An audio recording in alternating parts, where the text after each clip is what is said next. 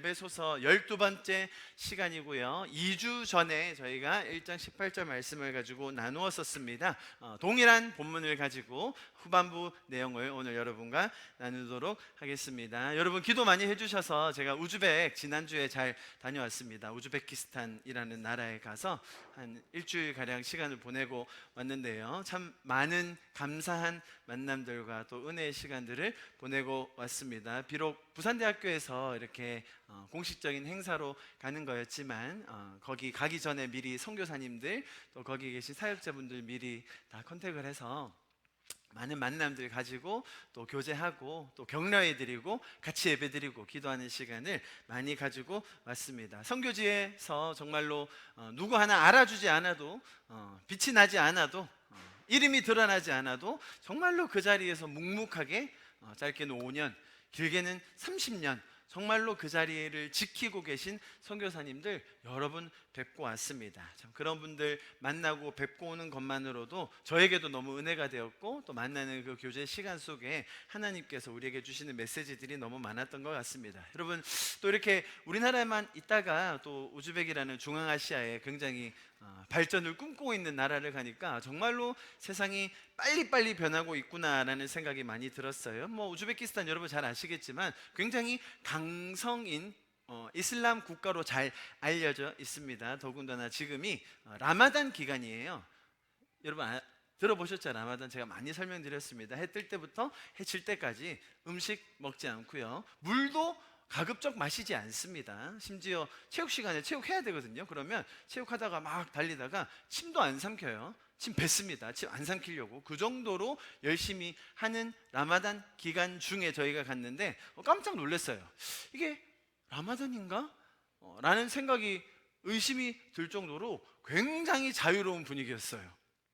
적어도 타슈켄트라는 수도는 저는 보통 사실 선교지에 가면 거의 예외 없이 시골 아니면 지방 좀 소외된 곳, 외딴 곳에 많이 갔었습니다. 저 마을 깊은 곳에 들어가기도 하고 도시에 있으면 보통 캠퍼스 정도를 방문하고 끝나는데 이번에는 특별히 학교에 공식 행사가 있다 보니 도시 그리고 수도 가장 한가운데서만 머물러 있었습니다. 여러분 세계적으로 이렇게 도시화가 된 지역은 이슬람이건 기독교건 할 것 없이 종교색이 많이 떨어지게 돼 있습니다. 여러분 기독교 2000여 년 그 이상의 역사 중에서 기독교를 가장 쇠퇴하게 만들었던 것은 핍박이 아니었죠.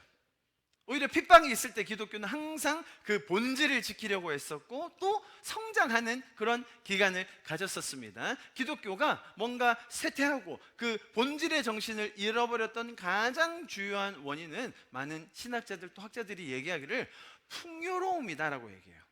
풍요로움. 이 자본주의, 그죠? 자본주의가 가져다주는 우리 인생의 풍요로움 때문에 거기에 우리의 모든 세계관과 우리의 집중이 거기에 꽂히면서 기독교적인 가치, 헌신이라든지 희생이라든지 봉사, 사랑이라는 것은 없어지게 되는 것이죠.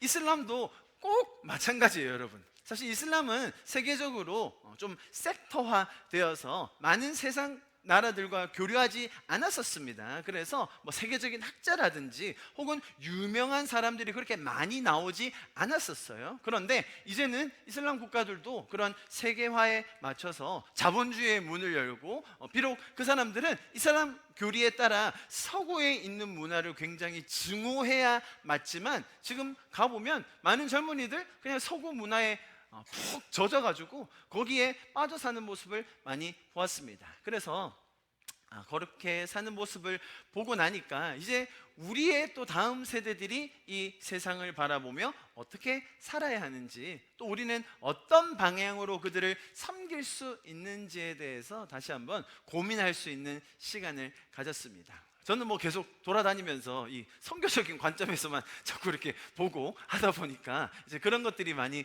보였는데요. 정말로 이번에 아주 뜻깊은 시간을 가지고 왔고 여러분들이 또 그런 부분에 대해서 기도해 주시고 관심 가져주셔서 너무 감사한 시간이었습니다. 자, 그래서 오늘 이제 에베소서 다시 한번 말씀을 보도록 하면 좋겠습니다.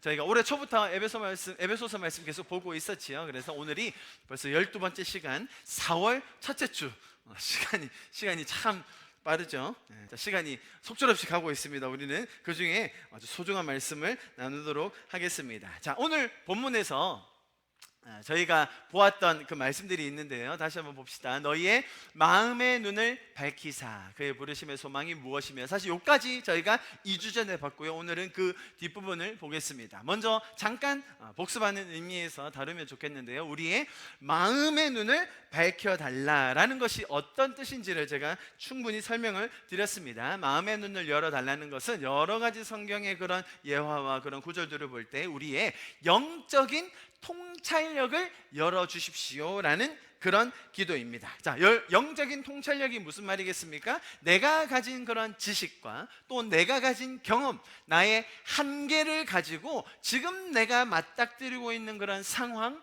관계, 그런 모든 것들을 평가하고 판단하는 것이 아니라 그런 상황에 있을 때, 어려움에 있을 때, 선택권에 있을 때 하나님이 주시는 그런 영적 통찰력을 가지고 분별하게 하십시오. 우리가 판단하게 하십시오. 그런 상황 속에 하나님의 마음과 하나님의 뜻, 하나님의 감정이 어떤 것인지를 우리로 알게 하여 주십시오라는 것이 우리의 마음의 눈을 밝혀달라, 영적인 눈을 열어달라라는 것입니다. 자, 그래서 우리의 삶에 정말 중요한 기로에 서 있을 때마다, 비중 있는 선택을 해야 될 때마다 주님께서 주시는 그런 영적인 통찰력이 여러분 가운데 더해질 수 있기를 축복합니다. 그래서 정말로 우리가 놓치지 말아야 할 가치와 진리들이 그 순간순간 우리 마음속에 떠오를 수 있기를, 그래서 우리 삶 속에 이런 성경의 진리가 잘 적용될 수 있기를 기도합니다. 자, 이렇게 우리의 마음의 눈을 열어주셨을 때, 영적인 안목을 밝혀주셨을 때 또 무엇을 발견하기 원하는지까지 본문은 정확하게 설명해주고 있다고 했습니다. 반대로 말하면 영적인 안목을 열어주셔서 우리가 오늘 점심 때 짬뽕을 먹을지 짜장면을 먹을지 뭐 그런 거 분별하게 해달라고 영적인 눈을 열어달라고 하는 게 아니라는 것입니다.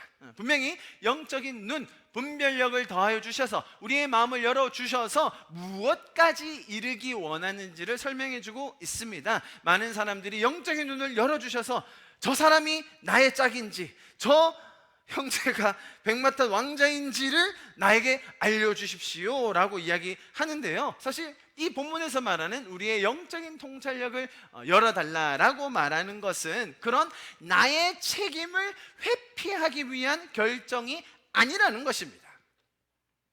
아시겠죠? 성숙한 신앙, 성숙한 하나님과의 관계, 또 여기서는 기도문이지 않습니까? 그죠? 바울이 이 에베소 성도들을 향하여 기도문을 쓴 것인데요, 이런 성숙한 신앙, 성숙한 하나님과의 관계, 성숙한 기도는, 자, 여러분 잘 들어보세요, 모든 것을 일일이 다 물어보는 그런 관계가 아니에요.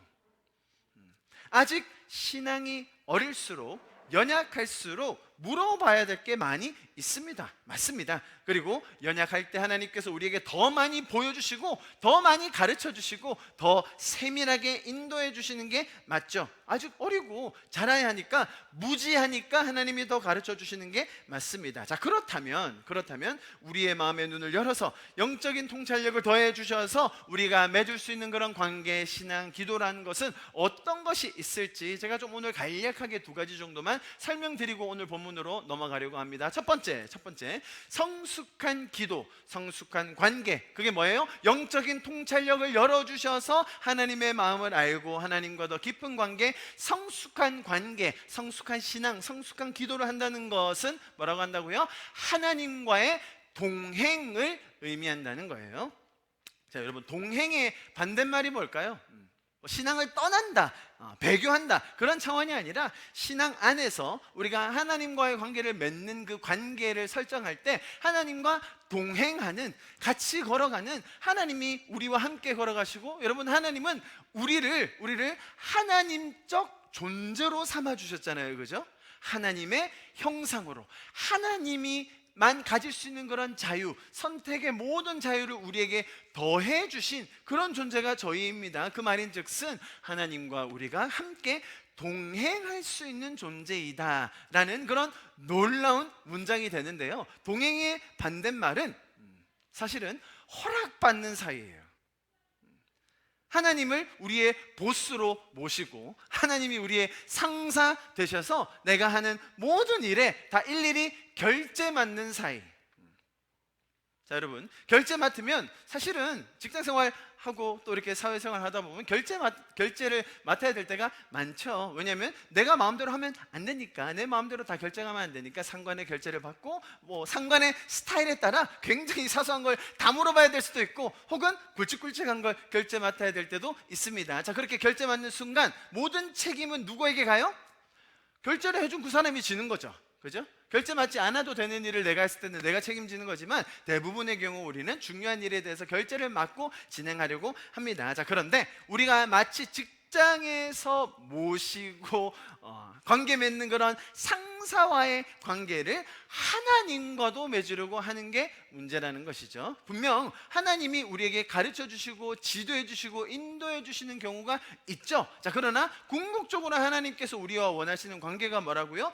동행하는, 하나님과 인격적으로 교제하며 그분과 함께 스토리를 맺어가는 것, 제가 이것이 신앙이라고 누누이 말씀드렸었습니다. 하나님은 우리의 보스가 아니십니다.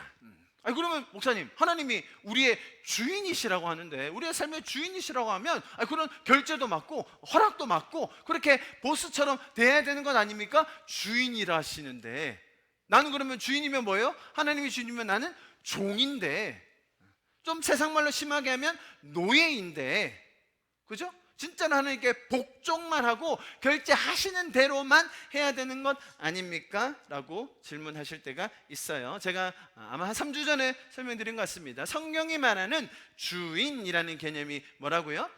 일반적으로 세상이 말하는 주인과 노예는 아무런 자유 없고 인격도 없고 의견이 없이 주인이 말하는 대로만 시키는 게 주종의 관계라면, 성경이 말하는 주인의 개념은 책임져 주시는 분, 그죠? 끝까지 공급해 주시는 분, 끝까지 우리를 인도해 주시는 우리의 아버지 되신 그분을 우리는 성경이 말하는 주인이라고 알고 있어야 되는 거예요. 분명히 하나님 우리의 인생의 주인 맞으십니다. 구원의 주인이시오, 우리의 인생의 영원한 공급자이신 우리의 주님이십니다. 자, 그런데 그 주님이 우리를 뭐라고 부른다고요? 친구라고 불러요. 내가 다시 너희를 종이라고 부르지 않겠다, 너희가 나의 친구다라고 얘기하는 거예요. 자, 여러분 잘 들어보세요. 이게 성경에 참 재밌는 개념인데, 하나님은 인간을 뭐라고 부른다고요? 야, 너 나 친구하자, 나랑 동행하자, 교제하자. 그랬더니 바울이 뭐라고 하는 줄 아세요? 바울은 아닙니다 주님, 저는 그냥 종입니다. 종. 저는 죄인 중에 괴수였고요, 주님의 친구할 자격이 없습니다. 자, 이런 상호에 서로가 맺는 인격적인 관계가 있을 때에 사실은 정상적인 균형 잡힌 밸런스 있는 관계가 맺어지는 거죠. 무슨 말이냐면, 하나님이 친구라고 했더니 친구? 아이고 좋네. 하나님 친구, 이런 식으로 하면 버르장머리 없는 거예요. 아시겠죠? 하나님이 우리를 불러주시는 그 개념과 우리가 하나님을 대하는 개념이 같이 만났을 때 정말로 인격적인 관계가 되는 거예요. 우리가 하나님이 우리를 친구라고 불러줬다고 해서 그래 친구 맺읍시다, 이런 건 버르장머리가 없는 거죠. 그 정도로 우리를 생각하셔? 창조주가 그 정도로 우리를 여겨주셔? 그런 감격으로 살 수 있는 것이며, 나는 종인데, 종이라고 생각했는데 그렇게 우리를 동행하는 자라고 불러주시니 우리는 너무 감사한 거죠. 그죠? 그런데 하나님은 자꾸 우리를 친구라고 불러주는데 이쪽에서 피조물들이 아닙니다 주님, 저는 종입니다, 제가 더 낮아지겠습니다, 주님 섬기겠습니다 라고 할 때 하나님의 마음이 어떠시겠어요? 더 높여주고 더 세워주고 더 인격적으로 대하고 싶은 게 하나님의 마음이겠죠. 자, 이해하셨습니까? 성경이 말하는 주인과 종, 이게 어디에서 나왔으며 어떤 개념으로 연결될 수 있는지. 자, 그렇기 때문에 성숙한 기도, 신앙, 관계라는 것은 단순히 허락받고 결제 맞는 것으로 그치는 게 아니라, 여러분, 그게 필요 없다는 말이 아니에요, 그죠? 처음에 신앙이 어렸을 때, 미숙할 때, 혹은 내가 잘 무지해서 모를 때에는 결제 맡을 때도 있죠. 정말로 내가 결정 못하겠고, 정말로 내가 이해할 수 없는 그런 상황에서 주님께 물어보고 매달리고, 정말로 주님 주실 때까지, 말씀하실 때까지 기다릴 때가 왜 없겠습니까? 그러나 주님이 궁극적으로 우리와 원하시는 관계는 뭐라고요? 동행하는 관계라는 것입니다. 그래서 하나님께서는 우리가 하나님과 동행하면서 누릴 수 있는 그 영광스러운 삶, 그죠? 그것이 바로 영광스러운 삶이거든요. 하나님이 우리와 동행하신다, 하나님이 나와 함께 하신다라는 그 임마누엘의 하나님이 우리의 삶 속에 있다는 것, 그게 가장 영광스러운 일들입니다. 여러분, 하나님은 우리의 보스로 계시는 것이 아닙니다. 우리가 해야 할 일들과 하지 말아야 할 일들을 잔뜩 주셔가지고 그런 목록들 쭉 펼쳐놓고 얘네들이 이거 하나 안 하나 감시하는 분이 아니십니다. 하나님이 우리에게 왜 해야 될 일과 하지 말아야 될 일에 대한 목록을 왜 주셨습니까? 감시하려고, 시험 치려고, 체크하려고, 보스로서 이 사람 평가해서 승진인지 낙방인지 결정하려고요? 아니에요. 성경에 나와 있는 우리가 해야 할 일들, 하지 말아야 할 일들은 우리가 연약하기 때문에, 죄인이기 때문에 우리의 삶을 보호해 주기 위해서 율법으로, 절기로, 너희가 이렇게 살면, 너희가 이 바운더리 안에 있으면 안전할 거야, 행복할 거야, 나와 동행할 수 있어 라는 어떤 우리의 삶의 기준점을 제시해 주신 것이지, 여기서 나갔으니 넌 낙방, 넌 많이 들어와 있었네, 넌 천국. 자, 이게 굉장히 다분히 이교도적인 생각이라는 것입니다. 자, 한 가지 예를 들어볼까요? 여러분, 거짓말을 하면 됩니까, 안 됩니까? 거짓말은 해도 됩니까, 안 됩니까? 우리 지민이 거짓말을 하면 돼요, 안 돼요? 안 돼요. 누가 그렇게 가르쳐 줬어요, 지민아? 언니가 언니가 가르쳐 줬습니다. 거짓말. 자, 저게 정답이죠. 정답입니다. 성경에 거짓말하는 사람 있어요, 없어요? 좋은 일을 위해서. 있습니까, 없습니까? 자, 예를 들어 북한군이 쳐들어왔습니다. 한국 전쟁 때 여기 사람 있어, 없어? 잡힌 포로에게 방에 한 명이 숨어 있어요.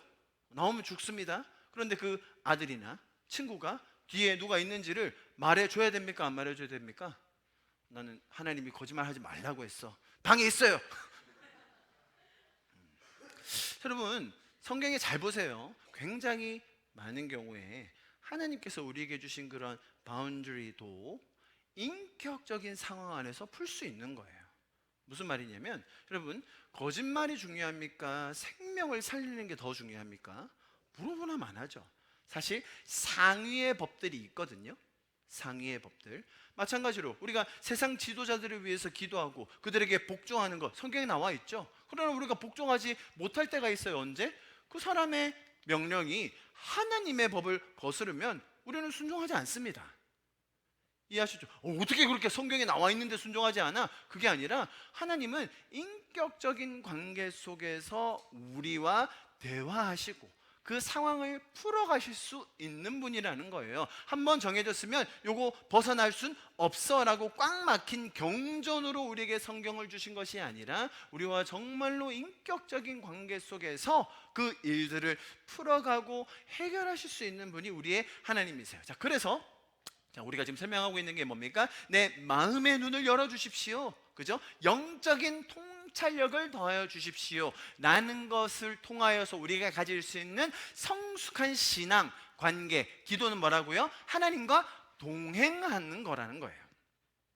이해하시겠죠? 자, 두 번째, 우리가 가질 수 있는 그런 영적인 통찰력과 마음의 눈을 열어줌을 통하여 우리가 가질 수 있는 두 번째 성숙한 기도, 관계, 신앙은 읽어봅시다. 2번 같이 읽어봐요. 시작. 성숙한 기도는 죄를 이기는 힘입니다. 자, 여러분, 우리가 죄적인 세상에서 살고 있기 때문에 우리의 힘으로, 스스로의 의지와 지혜로는 분별하고 이겨내기가 어려운 경우가 참 많습니다. 자, 그래서 하나님께서는 우리가 이런 세상 속을 살아가면서 승리할 수 있는 그런 많은 무기들을 주셨습니다. 그 중에서 정말로 성숙한 기도, 우리의 마음의 눈을 열어서, 영적인 통찰력을 열어서 나 자신을 알게 해주시고 나의 정체성과 지금 이 상황에 대한 분별력을 더하여 주시는 것이 사실은 우리가 이 세상의 영적인 전쟁을 이길 수 있는 그런 힘이 된다는 것입니다. 자, 그래서 두 가지, 우리가 마음의 눈을 열어서 영적인 통찰력을 가지고 할 수 있는 그런 성숙한 기도의 두 가지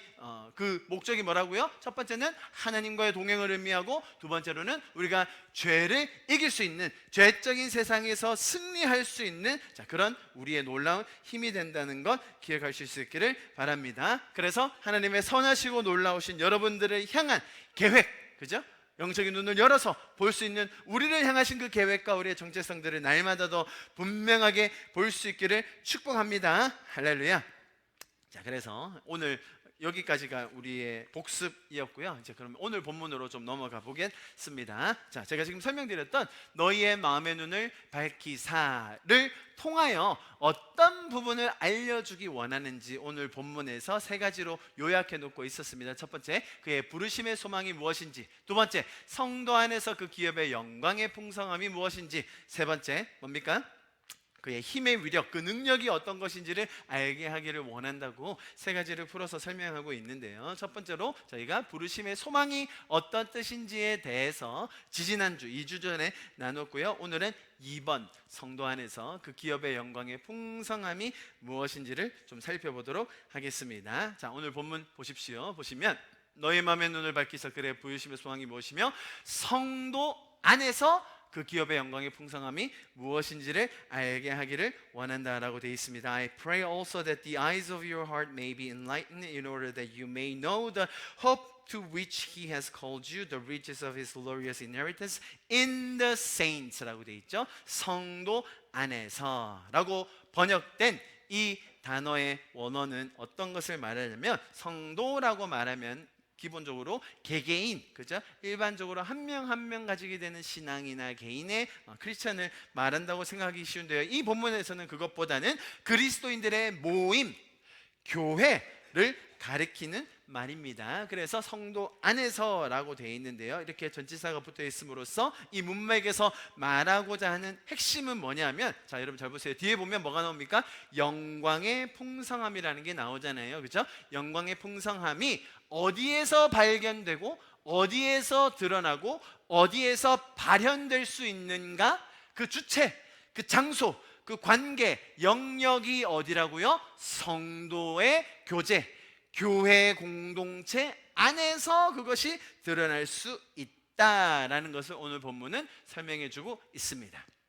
그냥 읽으면 눈에 잘 안 들어오잖아요. 다시 무슨 말이라고요? 성도 안이라는 것이 교회, 공동체 혹은 성도들 간의 교제 안에서 어떤 것이 발현될 수 있다고요? 영광의 풍성함이 드러나고 나타나고 발현되어 진다라는 것을 오늘 본문은 설명하고 있습니다. 자, 여러분, 하나님께서 우리에게 주신 이 교회, 공동체, 지체 안에서, 그리고 또한 우리 공동체의 교제를 통해서 하나님의 뜻과 그분의 마음이 세상에 알려지고 선포되게 됩니다. 동시에 하나님의 기업, 그분의 영광이 발견되는 영역이 바로 그리스도인들의 교제 속에 있다라는 것을 오늘 본문은 설명해 주고 있습니다. 우리가 앞으로 보게 될 에베소서 3장에 이렇게 설명되어 있는데요. 자, 제가 한번 읽어드릴게요. 3장 9절에 영원부터 만물을 창조하신 하나님 속에 감추어졌던 비밀의 경륜이 어떠한 것을 드러나게 하려 하심이라. 자, 10절 보세요.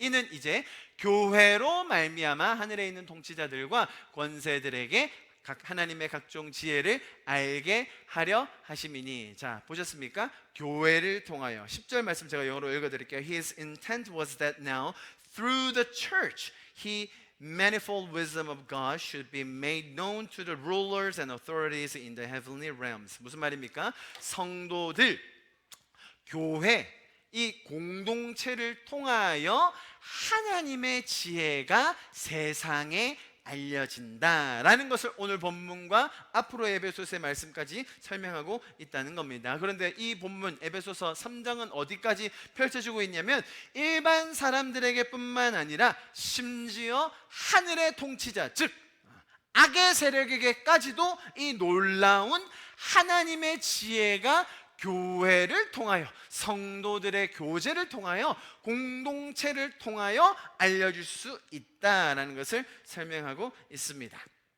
성도들 안에만 있는 그 사랑, 성도들 안에만 존재할 수 있는 그 영광스러운 나눔, 성도들만이 누릴 수 있는 그 십자가로 인한 용납과 용서, 그리고 성도들만이 소유할 수 있는 그 천국과 영원한 소망까지, 이 모든 것들을 통하여 세상에 우리가 하나님의 지혜를 알리게 될 것이고, 그뿐만 아니라 이 세상을 지배하고 있는 악의 세력도 교회가 이런 것을 하는 그런 공동체이구나를 알게 될 것입니다. 자, 우리 이 말씀 잘 아는 말씀인데요, 같이 한번 읽어볼까요? 요한복음 13장 34, 35절입니다. 같이 읽을게요. 시작.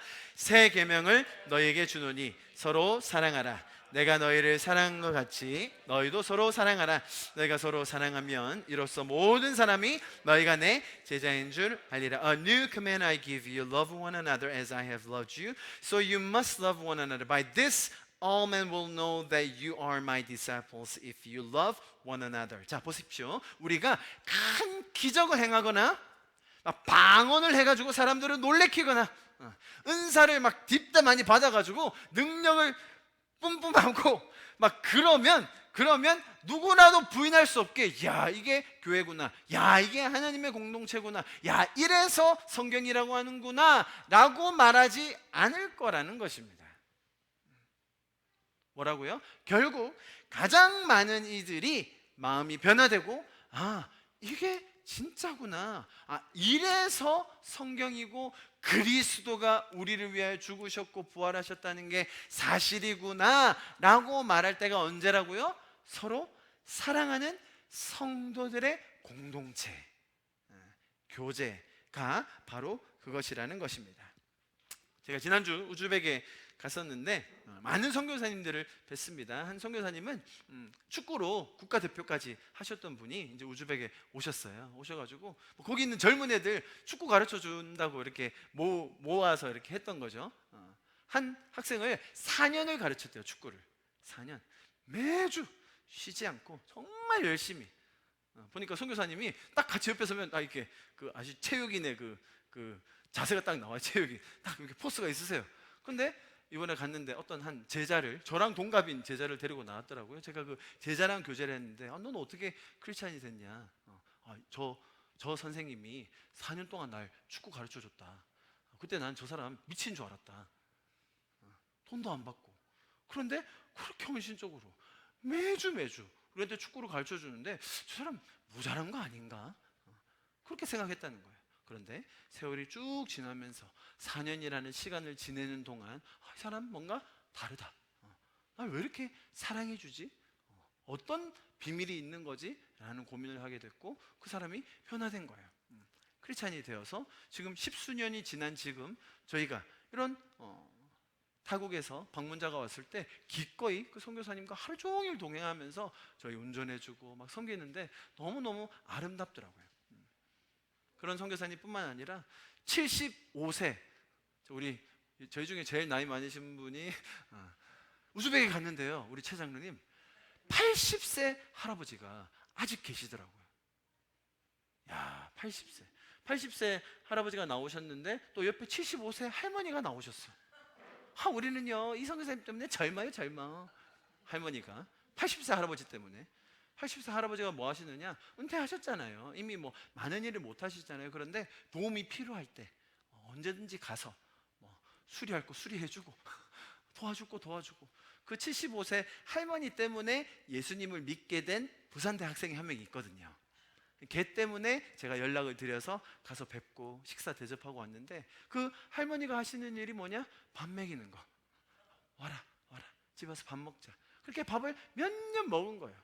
그 할머니랑 밥 먹다 보니까 이 부산대에 와 있는 그 자매는 한국말을 너무 잘해요. 할머니한테 잘 배워가지고. 다행히 표준어 쓰시는 할머니여가지고 부산 사투리를 안 쓰고 정말로 그냥 밥 먹여주는 거, 계속 만나주는 거, 관심 가져주는 거, 자 그렇게 사랑하는 것을 보였을 때에 그들이 변화되고 그들의 인생이 바뀌는 것들을 이번에 보고 왔습니다. 정말로 그리스도인들만이 나눌 수 있는 그 사랑과 우리가 먼저 받은 그 은혜와 감격으로 인한 그 반응, 그죠? 우리가 하나님께 먼저 받았기 때문에 나도 흘려보낼 수 있는 그 반응인 것이죠.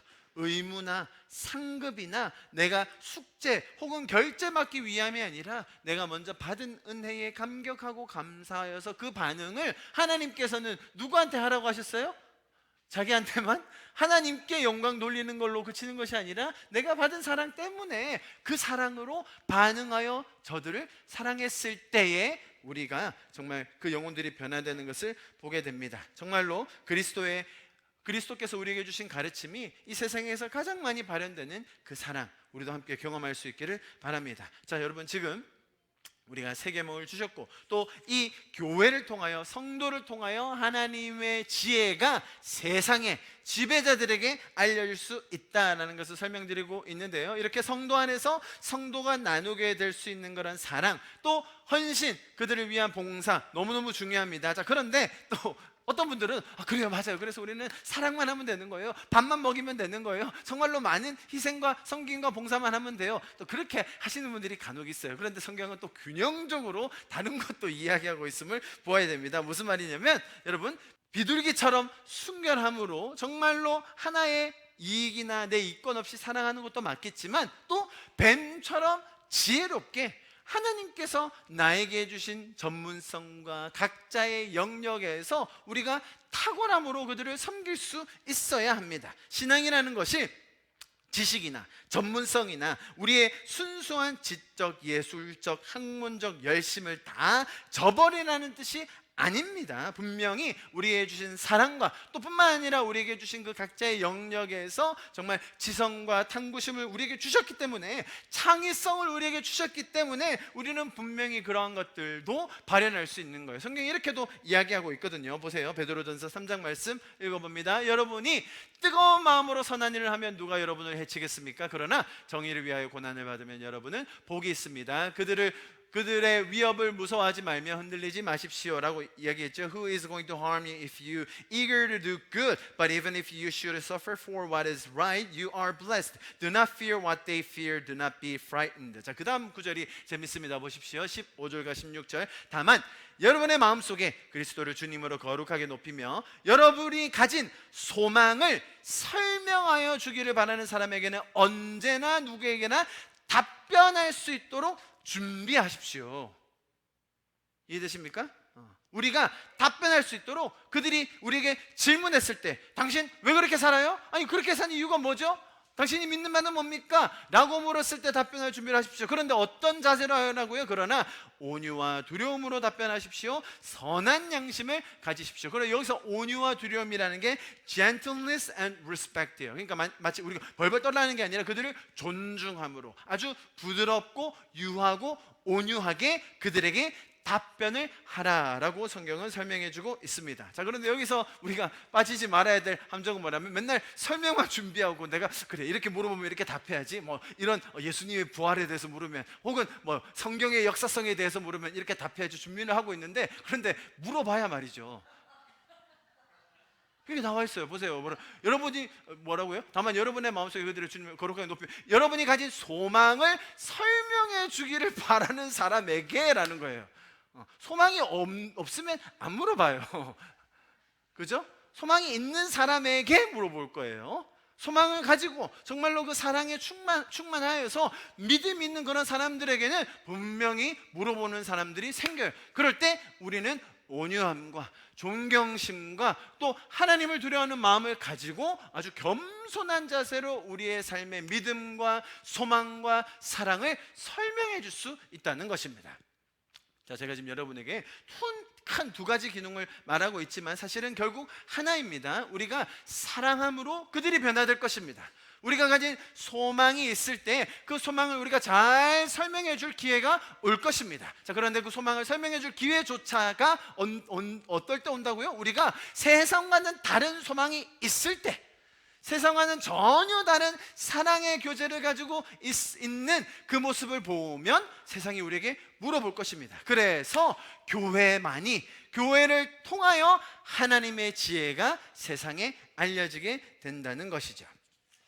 아시겠죠? 그래서 성경은 너무나 균형 잡히게 우리에게 우리의 삶이, 우리의 교회가, 우리의 공동체가 어떠한 모습인지 이 성도 안에서 그 기업의 영광의 풍성함이 드러난다는 것이 어떤 뜻인지를 우리에게 설명해주고 있는 것입니다. 자, 그 다음 구절 넘어가 봅니다. 성도 안에서 그 기업의 영광의 풍성함, the riches of his glorious inheritance라고 되어 있는데요, 그게 무슨 뜻인지 오늘 마지막으로 좀 설명드리겠습니다. 그 기업이란, 제가 아마 에베소서에서 몇 번 설명드린 적이 있습니다. 하나님께서 우리 성도 안에 주시고 허락하여 주신 성도들이 마지막에 받게 될 구원뿐만 아니라 하나님의 모든 것을 우리가 받을 수 있는 그런 유산, 유업, 기업을 말하는 것입니다. 자, 하나님께서 우리에게 주기 원하시는 그 기업, 유산, 상속이라는 것이 있습니다. 그죠? 하나님은 하나님의 전 존재, 하나님이 가진 모든 것을 우리가 자녀로서 유산으로, 몫으로, 상속으로 받기를 원하세요. 그런데 인간적인 생각에서는 항상 어떤 마음이 드냐면, 자, 그러면 내가 얼만큼 하면, 내가 어느 정도 하면 그만큼의 몫을 받아내게 될까? 하나님이 나한테 주실 때 내가 얼만큼 해놔야 그 보상으로 우리에게 주실까라는 생각을 가지기 쉬운데요, 오늘 본문에서는 전혀 달리 그것을 설명합니다. 그래서 뭐라고 표현했습니까? 그 기업의 영광의 풍성함이 무엇인지. 여기서 말하는 풍성함이라는 뜻이 뭡니까? 내가 한 만큼, 내가 드린 만큼, 내가 노력한 만큼, 내가 받을 수 있는 그 자격이 되는 만큼 받는단 말이 아니라 하나님께서는 정말로 그 풍성함으로 우리에게 주기 원하신다라는 것을 오늘 본문이 설명하고 있습니다. 이것이 오로지 기독교에만 있는, 타종교, 세상의 시스템, 철학, 가르침에서는 절대로 있을 수 없는 바로 은혜라는 개념이에요.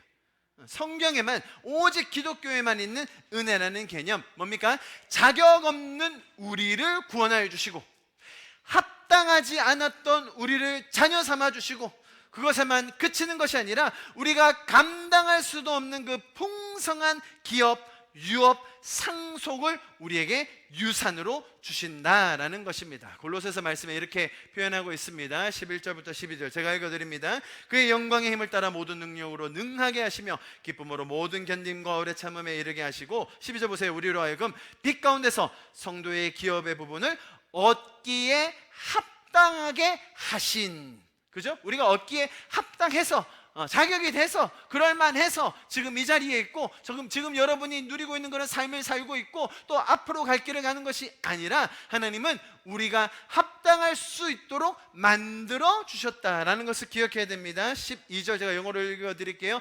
Giving thanks to the Father who has qualified you and me to share the inheritance of the saints in the kingdom of light. 하나님께서는 우리를 그렇게 상속받을 수 있는 자격이 있는 자로 만들어 주셨다는 것입니다. 자, 그래서 오늘 본문이 설명하는 게 뭡니까? 우리의 마음의 눈을 여셔서 영적인 통찰력을 더하셔서 우리가 정말로 어떤 자들인지 세상에 하나님의 지혜를 드러낼 수 있고, 무엇을 통해서요? 사랑함과 준비됨을 통해서 세상에 드러낼 수 있다. 하나님의 그 지혜와 하나님의 놀라움을 드러낼 수 있을 뿐만 아니라 그 마음의 눈과 영적인 통찰력을 더하셔서 내가 받게 될 상속, 하나님께서 우리를 어떻게 합당하게 만들어 주셨는지까지를 우리가 깨달을 수 있는 그 힘, 그것이 은혜라는 것입니다.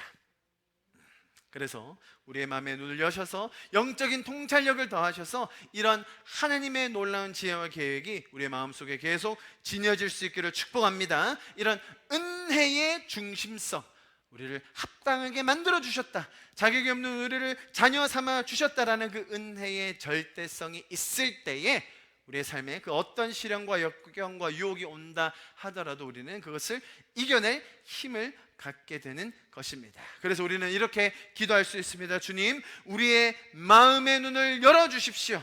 그래서 우리가 자격 없었을 때 우리를 먼저 구원해 주셨고 자녀 삼아 주셨고 영원한 기업을 상속받을 자로 자격을 가질 수 있게 해주신 그 은혜를 더 깊게 기억하게 하여 주십시오. 우리 그렇게 함께 기도했으면 좋겠습니다. 마지막으로 로마서 말씀 제가 읽어드립니다. 무릇 하나님의 영으로 인도함을 받는 사람은 곧 하나님의 아들이라. 너희는 다시 무서워하는 종의 영을 받지 아니하고 양자의 영을 받았으므로 우리가 아빠 아버지라 부르짖느니라. 성령이 친히 우리의 영과 더불어 우리가 하나님의 자녀인 것을 증언하시나니, 이게 마음의 문을 열어서 우리가 기업의 상속을 받을 수 있는 자라는 것을 계속 상기시켜 주시는 역할을 성령이 하신다는 것이죠. 17절 자녀이면 또한 상속자 곧 하나님의 상속자요 그리스도와 함께한 상속자니 우리가 그와 함께 영광을 받기 위하여 고난도 함께 받아야 할 것이니라. 영어로도 한번 눈으로 쭉 봐주시면 좋겠습니다. 여러분, 성령께서 우리가 친히 상속받을 자임을, 자녀된 자임을 증명해 주십니다. 이것이 우리가 기도하는 영적인 통찰력을 통해서 우리가 소유하기 원하는 그러한 성숙한 신앙, 성숙한 관계, 성숙한 기도의 모습인 것입니다. 단순히 하나님이 우리의 보스라든지 상관이라든지 결제 맡아야 하는 분이 아니라 정말 우리와 동행하기 원하시고 세상을 이길 수 있는 힘을 주시는 분이심을 우리가 알아야 됩니다. 세상에서 어떤 평가와 판단으로 우리의 가치를 폄훼하려고 하더라도 우리 안에 있는 이 자녀로서의 정체성을 통해서 우리는 날마다 더 굳건하게 서갈 수 있는 줄 믿습니다. 이 말씀의 놀라운 힘이 이 자녀로서의 정체성을 통하여 우리를 더 붙들어 줄 수 있기를 바랍니다. 자, 오늘 본문 설명을 쭉 드렸습니다. 마지막으로 결론적으로 보시면 좋겠습니다. 너희의 마음의 눈을 밝히사. 먼저 그의 부르심의 소망으로 우리의 신앙이, 그리스도인의 삶이 시작되는 거예요. 자, 그렇다면 마지막에 어떤 결론을 맺을 수 있다는 겁니까?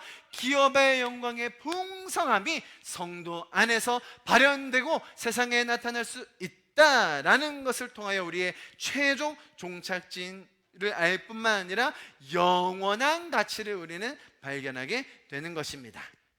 자, 이렇게 성도들, 교회 공동체, 하나님께서 주신 이 영광스러운 이 하나님의 지체들을 통하여 주님께서 주시는 그 영원한 복락들을 우리가 함께 누릴 수 있기를 기도합니다. 자격 없는 우리에게 주신 그 기업의 영광의 은혜를 정말로 더 깊게 묵상할 수 있는 이번 한 주가 될 수 있기를 축복합니다. 하나님께서는 정말로 우리 한 명 한 명을 성도로, 교회 공동체로, 지체로 불러주셨습니다. 우리가 함께 이 기업의 영광의 풍성함을 바라볼 수 있는 우리가 되었으면 좋겠습니다. 하나님께서 우리의 마음의 눈을 열어주실 것입니다. 영적인 눈을 열어주실 것입니다. 그래서 정말 하나님이 우리를 향하여 주신 그 놀라운 복들이 무엇인지를 더 깊게 발견할 수 있는 저와 여러분 되기를 바랍니다. 우리 좀 이 찬양 같이 하시면서 오늘 예배를 좀 마무리하면 좋겠는데요. 주의 말씀 앞에서 당신은 참된 예배자, 그토록 찾으시던 하나님의 기쁨, 이 세상을 향한 거룩한 생명빛 되어 이 세상을 위한 구원의 소망 되어 영원한 하나님의 나라 함께 세워가리. 주의 부르심 따라, 주의 부르심 따라 당신의 삶을 드릴 때 세상은 당신 안에서 주의 영광 보리라. 이 세상을 이길 주님의 군사 되어 이 세상을 섬길 주님의 손과 발 되어 영원한 하나님의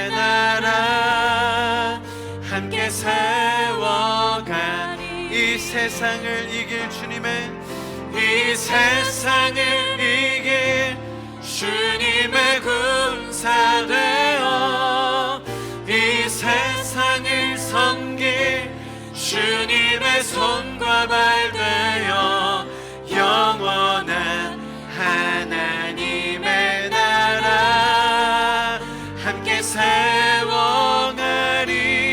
이 세상을 향한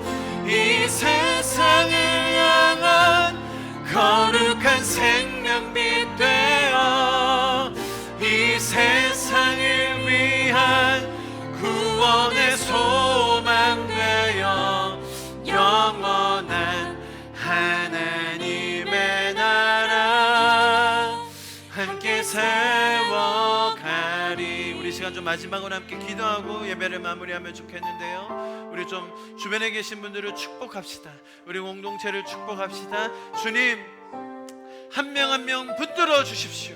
주님의 그 영적인 통찰력을 통하여 우리 자신이 누구인지, 그 은혜가 어떤 것인지, 성도 안에 주신 그 기업의 영광의 풍성함이 무엇인지를 더 깊게 깨닫는 우리 지체 한 명 한 명이 되게 하여 주시옵소서. 세상을 향한 주님의 손과 발이 되어 세상을 섬기며 이 세상에 있는 그 죄악을 이기는 군사들이 되게 하여 주시옵소서. 우리 그렇게 마지막으로 축복하는 기도함으로 예배를 마무리하면 좋겠습니다. 기도하시겠습니다. 사랑하시는 주님 감사합니다. 우리 지체들 한 명 한 명 주님 손에 올려드립니다. 우리 가운데 그렇게 놀랍게 역사하시고 인도하여 주실 주님을 찬양합니다. 우리를 종이라고 부르지 아니하시고 친구라고 불러주셔서 우리와 동행하시며 그 기업의 영광의 풍성함을 우리 성도 가운데서 누릴 수 있도록 우리를 불러주신 주님 감사합니다. 우리가 날마다 그 성숙한 관계, 신앙, 그 기도 안으로 들어가게 하여 주셔서 우리의 마음이 날마다 주님의 그 영광으로 충만케 하여 주시옵소서.